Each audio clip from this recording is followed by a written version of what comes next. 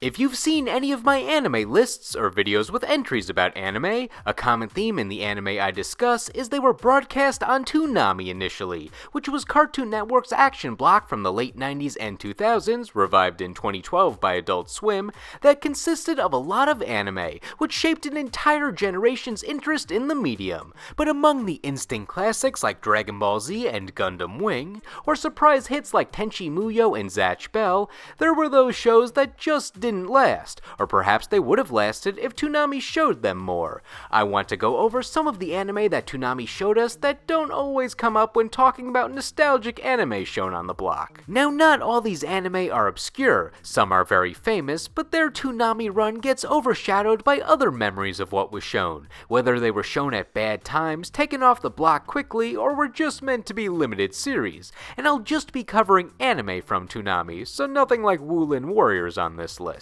Another note is any Toonami block is fair game. It can be the weekday showcase, the midnight run, Rising Sun, the Saturday night block, it could even be the Adult Swim run. And to clarify, we're ranking these shows based on how short or ill-fated their Toonami run was. Some of these anime are great shows that should be remembered, and some are shows where it makes sense why their airtime was cut short. So if you don't see a show that you enjoyed on the list, it may be because it had a healthy Toonami run. Also, to help me gauge the hype of some of these shows, I'll have another anime fan from that era emphatically react to these entries with me. Judgment Meter. Oh my god, that would so be my IM screen name. Now, let's recall the top 10 forgotten Toonami anime. Number 10, Zoids Chaotic Century. The first Zoid series that was dubbed always felt like a secret Toonami hit. I don't hear many people listing it as one of the pillars of Toonami, but it felt like it had a healthy run. They showed the full series and then gave us reruns in 2002 with the occasional marathon. Regardless of how you watched it, there were plenty of chances to catch this series. It was a show with battling mech pilots and machines based on creatures like dinosaurs or chimeras. The entire series was based on a set of model kits, so the plot was just an enabler to let the Zoids do cool things for advertising. They used to do them all the time! What was your favorite Zoid?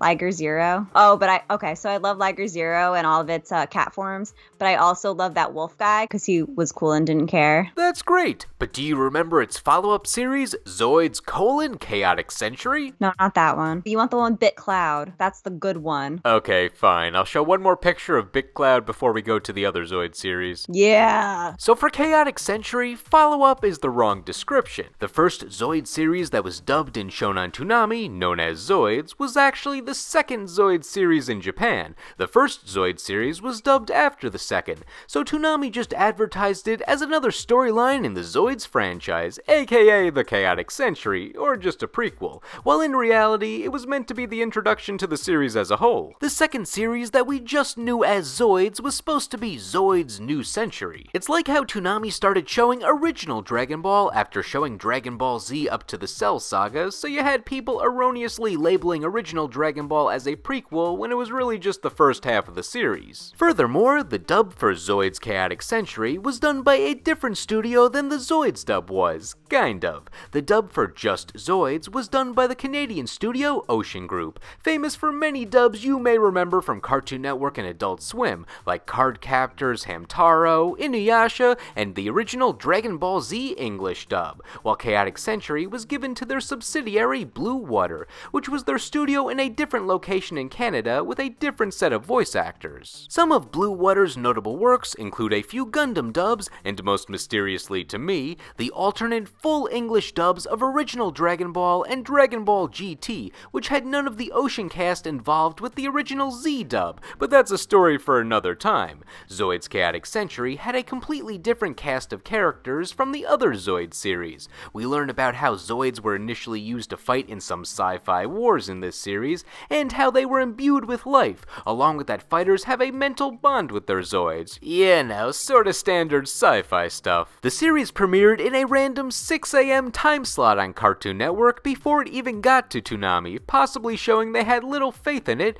and just wanted to run the series to get it out of the way. But once the other Zoid series had its rerun cycle conclude, Chaotic Century took its place, getting a 4 p.m. time time slot in late July 2002. It had its run, but Toonami was reluctant to show the whole series. It was off by October of that year, but it reappeared in 2003 when Toonami had an event that they called the Final Four, where they were showing the last 4 episodes of Chaotic Century in one marathon, which in reality was just a way to dump the series as fast as possible, but they covered it up enough for those who liked the series to make it seem like it got fair treatment. The series had one short rerun stint after that, but it was cut short before the full series reran. Sadly for Chaotic Century, it never took off like New Century did.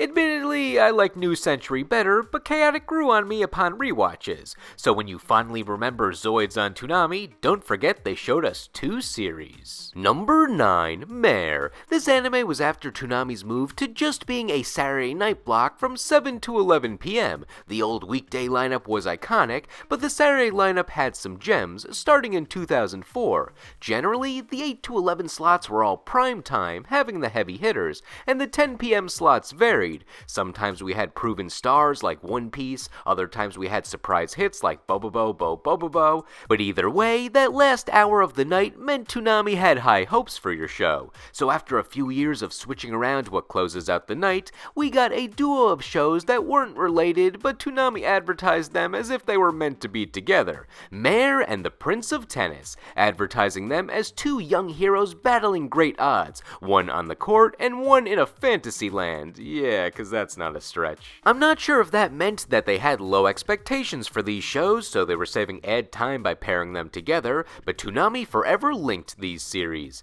They were both initially shown on Toonami's streaming service, Toonami Jetstream, but since this was 2006, getting that TV airtime was more valuable, so Toonami brought them for the end of the block in back-to-back slots from 10 to 11 p.m. starting in late December 2006. They then canceled them 6 months later at the same time, so it was set in stone that they lived and died together. They swapped which one was shown first of the night in the middle of their runs, but I'm not sure if that was in hopes of boosting either of them or they were just trying something different. I generally view Mare as the more interesting yet also more forgettable of the duo, mainly because Prince of Tennis was memorable for being one of the few sports anime that Toonami aired. Mare had cool moments, but was somewhat typical for a shonen isekai anime. However, it was made in the mid-2000s, so you have to look through it with that lens to see what it was doing new at the time. It was about a teenage hero transported to a fantasy world where he gets a living weapon and learns about a military organization that he has to help take down. On his way there, he finds others with weapons like his called Arams. Nothing bad, but it just never caught on despite how cool some of the fight scenes and powers were, one of which I discussed on my characters named after Pluto list, which I really just wanted to bring up to remind everyone I once made a list on that topic. In the end, only the first half of the series was dubbed, with only 16 episodes aired on Toonami in total, so this series became merely a footnote of Toonami's early Saturday night legacy. It also didn't help that they aired the episodes out of order, with the early part of the series having continuity established between episodes, so it felt like they were setting up this series to be let down with that kind of planning. Though, Prince of Tennis got a sequel manga that's still going on, so at least Mare's companion show made it out alright. Number 8, Blue Submarine Number 6. Blue Submarine Number 6 was a unique scenario for a Toonami show. It was a 4-episode OVA that I think the people at Toonami just enjoyed and wanted to share with the world, since there was no major demand to show it. It was based on a classic manga from the 1960s and used newer CG animation techniques, but no matter where I look, whether it's old forums or otherwise, I can't find any archived internet hype for this series outside of Toonami. That being said, I loved that they did this. One of the great things about Toonami is it didn't shy away from experimental anime or anime that was less about action to expose new audiences to it. They advertised Blue Submarine as the future of anime in the commercials, really trying to draw us in. If I had to guess why they said that, I'd say it was because the anime was half CG and half traditional animation. I get the hype of the 3D animation, but looking at it 20 years later, it did not age well. You have to look at it from the bubble of 2000, when this wasn't seen very often, and how it helped pave the way for 2D and 3D animation to be combined. Besides the animation, the interesting thing about Blue Submarine was it was not a typical series. As mentioned, it was a 4-episode OVA, which means it was a home video release in Japan, not broadcast on TV. Without the limitations limitations of TV runtimes, each episode was anywhere from 30 to 40 minutes long, so when it was broadcast on Toonami, just half-hour time slots, various parts of episodes had to be cut, mostly just random exchanges between characters that don't directly involve the plot, but still a shame they couldn't show everything in full. Even without the runtime issue, Toonami probably would have had to keep edits in to comply with daytime Cartoon Network standards and practices, like the violence, nudity, and use of the word death in the OVA. The series was also a lot more ambient than other anime that Toonami showed. It took place in a dystopian future where a scientist wanted to cut down the human population after the Earth was flooded, so he developed human-fish hybrids to wage war on the humans, with the last human defense force operating in a submarine. When the protagonist rescues a fish girl named Mutio, she essentially becomes an ally and a bridge between the two warring sides, but she was unable to speak, so all of her scenes relied on visuals and body language, and this was the coolest part of the OVA to me. It makes it worth checking out. Oh, I'll talk to you with body language. Haha, that girl's my aesthetic. Haha. And what aesthetic would that be? She's the aesthetic of Cece and Melfina. You know, the quiet girl with all the power. That's so me, the quiet type with all the power. Apparently I'm creepy in this video. It's all the sleep I didn't have. Judgment Meter also pursued buying the DVDs in real life. I'll push anyone out of line at that used video store because that copy of Blue Sub number 6 is mine. All mine, not yours, nerd. Wait, did you actually push people out of the way to get it? Damn straight I did. Box that. It's blue. Despite not being as action-packed as other anime shown on Toonami, they kept re-airing it. They first showed it in November 2000, with it just airing for 1 week. Since there was little rerun value with it only having 4 episodes, they had delays between weeks of re-airing it, doing it during 1 week in January and March 2001, along with a marathon in 2002 before shelving it for good, or so we thought. After Toonami ended in 2008, we famously saw it return in 2012 unexpectedly for a one-off April Fool's gag on Adult Swim, where they put together a 6-hour Toonami block with a combination of their most famous shows from when the block was on weekdays in the early 2000s, like Dragon Ball Z, Yu Yu Hakusho, and Tenchi Muyo, along with a few other anime that Adult Swim would show regularly, like Trigun and Bleach. But right in the middle of this best of block was Blue Submarine number 6. There were plenty of other anime Toonami could have chosen for this, but the fact that they chose this OVA that they only aired a few times showed they truly did view it as something special over a decade later. And since it was on Adult Swim for this occasion, they didn't have to worry about editing out anything or cutting down for a half-hour time slot, so it could be experienced in a way never shown on TV before. Number 7. Pokemon Chronicles. Pokemon Chronicles was on Toonami's Saturday night lineup in 2006, and it was a weird inclusion, not so much because of the anime or the action, but the timing and network it was on felt weird. This was a series following various characters in the main Pokemon anime, usually being notable enough to appear in many episodes, but not being Ash. You had the likes of Tracy, Gary, Richie, Casey, and even Brock's family, including his mom, who the dub said passed away in Brock's debut episode, but it turns out that was just a weird 4Kids censorship where they added death to cover up a different detail of the story, which I covered in more detail on my anime death censorship video. Aww, I love it when moms are there. She's quite good looking. She has like a cat face, the way her mouth turns up, or like a fox face, like a meow.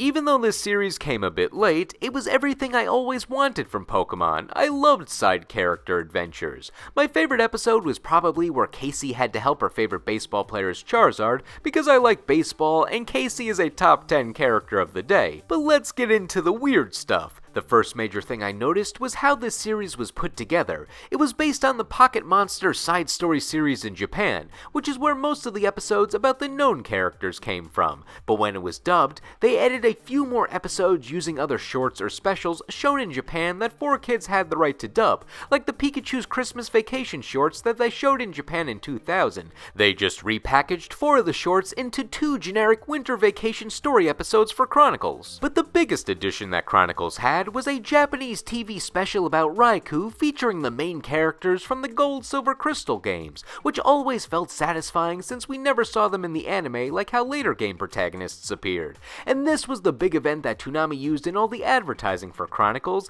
since it had the most action and production value, and they showed these episodes first, so there was a noticeable drop in quality once the other episodes started airing. So overall, Chronicles was just an amalgamation of shows mostly based on one Pokemon series. The second weird thing about Chronicles was the timing for this series. US Toonami did not get the series until 2006, while the side story series came out in 2002 in Japan, and some of the shorts were from 2000. I'm not sure why they waited this long. The series is Generation 2 themed, and this was well into the Generation 3 era when it premiered. The series would have been perfect advertising back when Crystal version was released. Did Kids WB just not want to dedicate another time slot to Pokemon? Seems like a perfect ratings trap. Like, people would have loved seeing Ethan and Chris in action. I don't think I've ever heard their names. What'd you think they were? I don't know, man. Whatever I called them when I played the games on my Game Boy. And that brings me to our final weird point. Why did they put it on Toonami? While the series got normal advertising with Toonami, it felt like it was just kinda dumped there for the sake of airing it. This was premiering right around the time Kids WB and 4Kids lost the rights to the Pokemon anime, so maybe it had to do with that. But Chronicles was still a 4Kids dub, so all the details surrounding this being Toonami's only Pokemon series that it aired have always been interesting to me. They also gave Chronicles the 7 p.m. slot, which was the opening slot of the Saturday night block. I'm not sure what viewership was like there, but their 8 p.m. to 11 p.m. airings seemed to be their strongest shows that they wanted to put attention on, like Naruto, so this being shown right at the beginning before prime time felt like it was being used as filler. Disappointing, yes, but at least Pokemon had a brighter future for years to come. Number 6. Daiguard and Martian successor Nadesco. At the end of February 2003, Toonami debuted Giant Robot Week on their weekday lineup. I don't know what their intent was to do with this block other than to show some anime that they had the rights to that they never used. Giant Robot Week only happened this one time, and it was only an hour long per day with different anime shown each day, so you weren't getting a feel of what these series were like since they were still full series. They didn't show any mini-series. Like, one of the anime was Neon Genesis Evangelion, where they only showed the first 2 episodes of it on Monday and Tuesday. I'm not sure what their goal was in doing this, since it wasn't being shown anywhere else on network television, and people learning about it through Toonami were likely in middle or high school without resources to pursue the DVDs or video-on-demand anime networks. It's just like that weird show that I saw one time on Toonami and like fell in love with it because it was super bizarre and I had to have it. So I bought the box set at some hippie town. Correction, at least one person from that age demographic pursued the series after seeing it on Toonami. It was funny how the US's first network broadcast of this iconic anime was 2 episodes that were pretty heavily edited and then nothing. I respect Toonami for exposing more audiences to it, but it seemed like an odd choice. Evangelion was eventually broadcast on Adult Swim fully unedited in 2005, so there was closure for kids who were intrigued by these 2 episodes, but still, I wasn't sure if Giant Robot Week was just a test run for these older anime, or just an experiment for more themed weeks like this. I've heard that this week was a genuine attempt to show new anime, but they only had limited episodes since the rights holders wanted to drive traffic to those video-on-demand anime services. Anyway, of the series that got at least a full episode shown, between the iconic ones like Evangelion and Robotech, we had some obscure anime. The 2 in question are Daiguard and Martian successor Nadesco. Going with the theme of the week, these were both anime where the heroes developed giant robot mech suits in a fight against aliens in the future. For my one-word review of both series, good. They were fine products of their time, both running in the second half of the 90s in Japan, so they weren't that old by the time Toonami picked them up. Daiguard got a Thursday and Friday slot for its first 2 episodes, and it was a fun romp. A giant alien thing attacks the Earth in the distant year of 2018, I guess we're on the same timeline, and it destroyed everything the humans could throw at it, so the Daiguard robots were created in case this threat ever returns, and then we flash forward to 2030 where the threat never returns, so the giant robot was just a tourist attraction. But then the aliens came back and we got the action that we were promised. Martian successor Nadesco, though, had a weirder run during this week. They started with episode 1 on Monday, but on Tuesday they showed episode 6, and Wednesday they showed episode 25, which was the second to last episode of the series. I understand some of these episodes seem self-contained, but there was still continuity. I don't feel I understood what was going on with these skips. They did the same thing with Robotech during this week, going from episode 1 to 84, which was an epic two-parter. I just feel that this should have been a special month, or at least continued once a week so we could finish the series instead of cutting out so much content. While I like the series that we got a taste of, I wish Toonami went back to Dygard and Nadesco at some point so us kids could have figured out what was going on. Number 5. Dot Hack Sign. Dot Hack is a massive franchise that goes beyond the realm of anime, spanning from manga to trading cards to MMORPGs to probably the most famous of them, the console games, even getting remastered in modern day to show their lasting appeal. The anime series in question was about exploring a virtual world to save the real one, where the characters were various fantasy warriors and they had to solve puzzles and mysteries. The anime had surprisingly little action for such big swords, but it's supposed to make you think and feel rather than fight. The way Dot Hack was a forgotten Toonami anime is sort of an inverse of everything else on this list, where instead of having a full run and then being dropped, it felt like it was on for longer, but literally only aired on Toonami once a week for a month. It was on a forgotten Toonami block called Super Saturday, where Toonami got a few hours Saturday afternoon from 2001 to 2003. The block was literally just to re-air Dragon Ball Z episodes shown on weekdays because popular, then eventually OG Dragon Ball, and then just other major anime. But towards the end of Super Saturday's run, they tried premiering a new anime, being Dot Hack Sign. Not sure if they tried this at the end of the block's life in attempt to save it, or if it was just bad timing,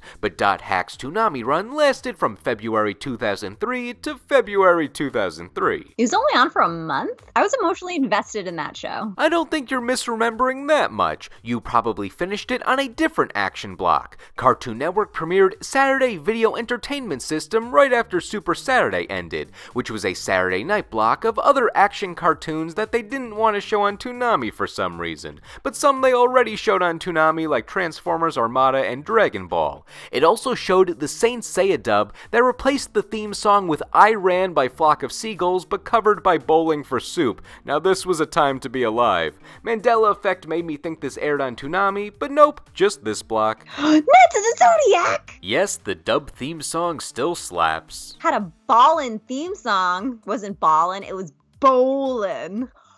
Because it was by Bowling for Soup. Laugh, people. Couldn't get away. I'm not sure why this block wasn't branded as a Toonami block, but I guess it acted as a test run for Toonami's eventual move to Saturday nights. Lasted a good year before Toonami moved to just Saturdays. Regardless, Dot Hack finished on this block right after it ended on Toonami, so it technically was just on Toonami for only a month, but it basically ran on Toonami since I consider this action block Toonami light. It must be jarring that it goes from premiering Saturday afternoons to midnight a week later. Seems like that would kill ratings, but Dot Hack was the most consistent show on that block for the entire run, always getting the midnight spot from when Saturday Video Entertainment System started to when it ended. It might have been short-lived on Toonami, but Cartoon Network gave this anime a lot of respect. That show was amazing. I would watch it all the time with my mom, and we would get so involved in the plot, even though it was very, very confusing. She still, to this day, asks me what that show was about. She would say, I liked that. I don't understand it, but I liked it. Your mom would watch anime with you that comes on at midnight? Oh, I have the box set of Dot Hack Sign, and I got it from the place where I got the box set for Blue Sub number 6. We should watch it again. Number 4, G-Force, Guardians of Space. G-Force has a weird history with Cartoon Network as a whole. It's an adaptation of the famous Gatchaman anime from 1972, but it's the second English dub. The first English dub was cut down and unfinished from the 70s called Battle of the Planets. That dub never got a translated script, so they just made up plots using the footage only. It's as far from faithful as you can get. The second English dub, called G-Force Guardians of Space, was produced in the 80s by Turner, owner of Cartoon Network, TBS, and many other TV channels. This dub was close to the original script, with the main difference being they still did that 80s dubbing thing of renaming characters, even if the characters' names were also common in the US, like Ken and Joe were renamed Ace Goodheart and Dirk Daring. They even changed June's name to, June. That aside, this more accurate dub stayed in Turner's library for years, briefly being shown on TBS in 1986 before being put back in the vault. But before Cartoon Network had more original content, they just showed whatever was in the Turner vault, usually being Hanna-Barbera and Looney Tunes stuff, but in 1995, they decided to start showing G-Force because, hey, it's there. It had continuously less airtime as its run went on, being limited to just weekend showings by 1997 before being taken out of the rotation, but it was merely biding its time at this point. While it never hit weekday Toonami runs, G-Force got its last showing on TV on Toonami's Midnight Run. This started off as a Saturday night block in 1999 in addition to the weekday lineup, before just being moved to weeknights from midnight to 1 a.m. in the early 2000s. It had the standard lineup of anime still premiering on Toonami, sometimes uncut, and classic action shows that Cartoon Network had the rights to run, both Western and Japanese animation. One of these shows was Robotech, something that was on earlier weekday lineups before just being on the Midnight Run. However, when the clock struck midnight on January 1st, 2000, the contract for the broadcasting rights of Robotech allegedly ran out with Turner, and they had to abruptly take the series off the Midnight Run. And what classic series got the call to replace it? None other than G-Force, straight from the vault. I'm not sure if Robotech's rights truly ran out, or if that's just a rumor, since they were able to show it during Giant Robot Week in 2003, but regardless, G-Force had a shot to make an impact. That being said, it didn't really get a chance to shine. It showed up on the Saturday Night Midnight Run in January 2000, but Cartoon Network axed that version of the Midnight Run in March of 2000 in exchange for that hour-long block on weeknights, in which Toonami opted for more recent anime that they were currently showing, like Dragon Ball Z or Outlaw Star, so G-Force, along with other classics like Voltron and Ronin Warriors,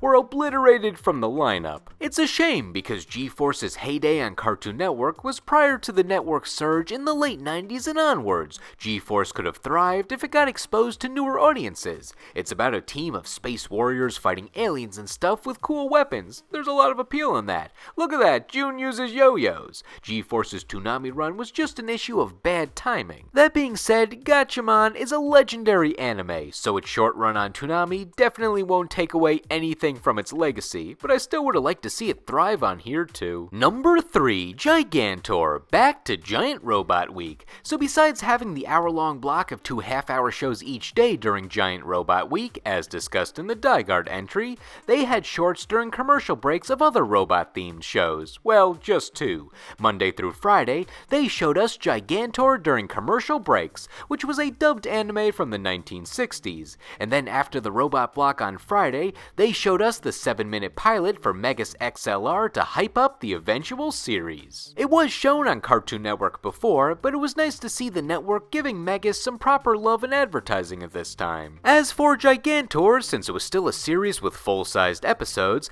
they just cut up the episodes into segments for each commercial break, so you get it to be continued every few minutes. They just showed episodes 2 and 10 in this way, but weirdly, they showed episode 10 on Wednesday and Thursday. No other shows got reran like this in this already short-lived block, so I'm not sure why they didn't just pick one of the other 50 or so episodes that they hadn't shown from this anime. Each episode was self-contained, so they could just pick anything. The plot of the show was about a boy with a giant remote-controlled robot, and he would guide it around to save the day. All kinds of bad guys were running around. Being a 1960s anime dub, it involves the same people responsible for the Speed Racer and Astro Boy dubs, with Peter Fernandez writing the scripts, so you had characters talking fast to match lip flaps and do all that fun campy stuff. I love Gigantor. He's like the starter robot of father robot of all. Did that not make sense? Gigantor.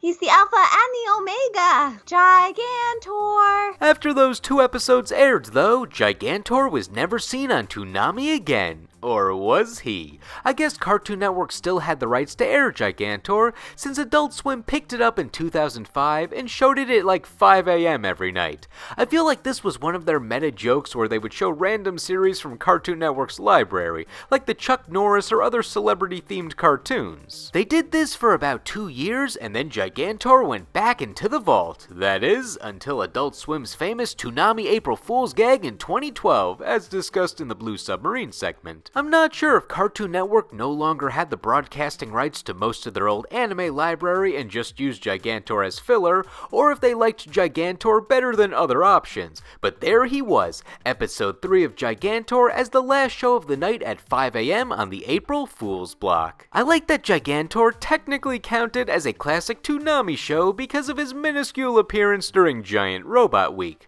While I like to imagine that was the reason he was put on this April Fool's block, I have a feeling it was just meant to be a throwback for when Adult Swim used to show him at 5 a.m. Regardless, Gigantor stayed long enough to be considered a Toonami show for this list. Number 2, Dice. Hey kids, remember Zoids? Of course I do. Well, Toonami basically tried showing it again with an anime called Dice, this time when they were just a Saturday night block, but it got the 7:30 time slot, and as discussed in the Pokemon entry, 8 p.m. and later were usually prime time, so this was almost a death sentence for a series that already had no hype surrounding it, and that was ultimately its fate. Not really a unique plot. A team called DICE, which is an acronym for DNA Integrated Cybernetic Enterprises, gets a whole bunch of dinosaur-shaped mechs that aren't quite Zoids because you ride them like a motorcycle with an open top rather than a fully enclosed vehicle. Then they save the day against villains or monsters or natural disasters. Basic hero versus evil stuff. Why does he have a gem on him? Oh my god, is he a gem user? She's been planning a video about characters that fight with gems for a while. Add him to the list. The interesting thing about this anime is it was produced for the West first rather than Japan, premiering on Toonami in January 2005, about a year before it premiered in Japan in December 2005. The anime was meant to appeal to Western audiences first and foremost, and boy did it not succeed. They showed the first 8 episodes on Toonami with no real audience showing up, so they decided to wrap it up with a pseudo-finale and next show episodes 24 and 25, the last 2 episodes of the first season, to sort of feign that there was a complete season for those paying attention. The series had self-contained episodes, so it didn't matter too much that they skipped over half the season to get to the end, but it shows how they were trying to push it off the schedule as fast as possible. As for the rest of the episodes not shown on Toonami, Cartoon Network moved it to their dreaded 6 a.m. time slot to dump the remaining episodes. This is the time slot where Cartoon Network puts shows that they have the rights to air and never got a full run in prime time, but they didn't want to waste a prime time slot on them. 6 a.m. was the earliest Cartoon Network was showing programming, so it's a fun dumpster dive to see what they've shown in this time slot over the years, and thus, DICE was never seen on the network or in the US again. The series had an entire second season that was also dubbed in English,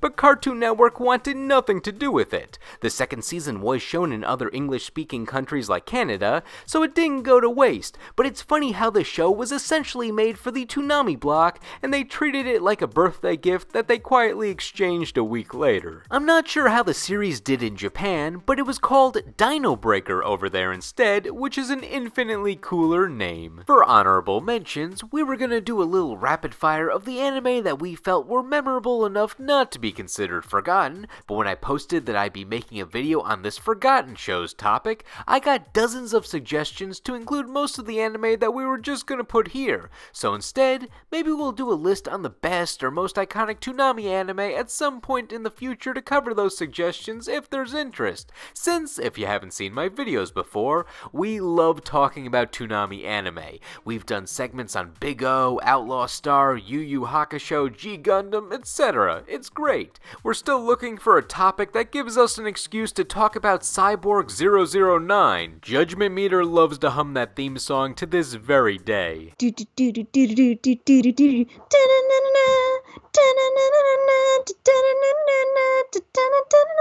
Yes, that's very... Okay, that's... Okay, we gotta get to the number... Don't worry, she'll stop soon. I liked it.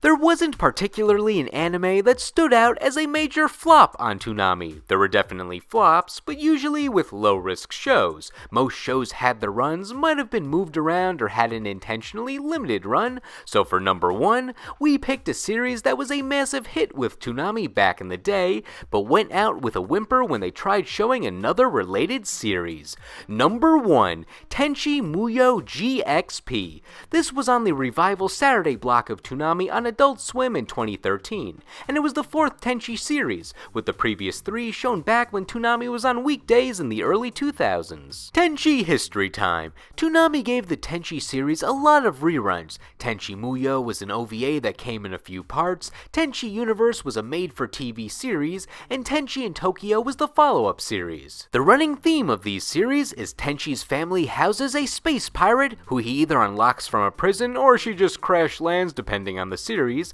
which leads to other wacky characters coming to the Tenchi residence, like space princesses looking for their half-brother, a space cop, a space scientist, and a space cat rabbit. Lots of space. Also the villains come too. Tenchi wasn't just randomly chosen though. His family has a connection to the ancient space lineage that the princesses are related to, and he can use a mystical sword, but details vary between series. It's got that classic 90s anime style, so I love watching parts of it again just for the visuals alone. The action and drama still hold up well. The harem aspect of it though, but it was the first for a generation, so it was less of a cliche at the time. Also, I don't remember anything about Tenchi in Tokyo, outside of one part where Ryo-Oki gets a job at a fast food place, but sleeps at the counter, and anytime the phone rings, she picks it up and immediately hangs it up afterwards, which is relatable. All 3 series had full runs and were reran regularly for years. I'm not sure what made it so popular, but it was a mainstay of Toonami for most of its weekday run 2000 and later. Tenchi's a very sweet character, and it's no wonder that everyone loves him, because he's so nice and he just wants everyone to get along. But is he successful? No one gets along. Well, except Sasami. She makes peace with everyone because she's a very good child, and the only one who's mature, which is funny because she's the youngest one there. She is my favorite character. After Toonami's cancellation in 2008 and the eventual Adult Swim April Fool's Night, Adult Swim revived Toonami as a Saturday night block in 2012, and it's stuck to this very day. The times have moved around, but it's still going. Besides showing new anime, a lot of the anime they showed early on into the revival were either long ongoing series like Bleach and Naruto, or classics from old Toonami and Adult Swim like Ghost in the Shell Standalone Complex and Big O, but one old anime franchise they wanted to tie up loose ends with was another Tenchi series. There were more series beyond the 90s ones. This was the 4th Tenchi series called Tenchi Muyo GXP. They started showing it in late 2012 on the Adult Swim Toonami block, and they even gave it a primetime slot at 12:30 a.m., and that's big. Toonami's highest viewership was usually from 11 p.m. to 1 a.m., so you wanted to get in there. This series chronicled the adventures of not Tenchi, but his friend Seina, who accidentally enlists in the Galaxy Police and gets in a bunch of wacky shenanigans with the Space Force and the ladies in love with him. So basically, no one from the original series outside of a cameo episode. Really? I thought it was supposed to be his son and you're supposed to find out who's the mom. Nope, he's just a different person from Tenchi entirely. Oh my goodness. Now there's no point to the show. I'm sad about this, even more than I was. Does it ever show who he marries? Or does he stay a loner forever? I believe the end result is he marries all the girls. I'm uncomfortable with this. I don't think that's likely. Find another website, please. It doesn't change depending on the website. It happened in one of the later OVAs. I don't like that ending. I don't think Tenchi would do that. Also, one's a child and one's a cat rabbit. Then we can just write our own ending instead. Who would you have Tenchi marry? I think the only reasonable answers are Ryo-Oki or Ayeka. Any other answer is moot. Anyway, back to GXP. This series was just a sci-fi comedy adventure show that could have been a standalone series,